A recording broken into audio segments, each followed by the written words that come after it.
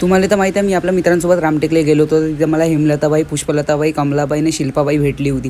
त्यानंतर आमच्या गाडीसोबत असा काही झाला म्हणजे पंचर होऊन गेले ना. साला एक पंचर नाही, दोन पंचर ना. त्यानंतर टायर खुलला. नंतर काकाजी असे टाकत होते यार ना, मला दुखत होतं अंदरून नाही का रे.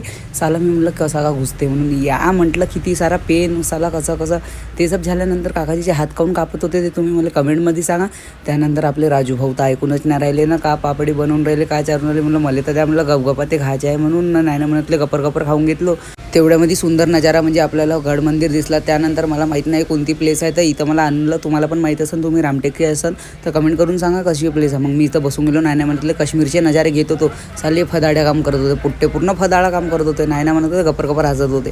मी म्हटलं साला कसतो भाई इधर से उधर सोड दे. साल्यानं उचललं ना माहीत नाही त्या पाण्यामध्ये फेकत होता. मी म्हटलं अड्या बघा ना, अड्या हा बघा साला ऐपास त्याला त्याचे पाय करून देतात जा म्हणते सामने जा म्हणते. साले रुक जा ऐपास तर को भी बताता. साला नाही ना म्हणते ना. मग हा बघा अड्या ऐकूनच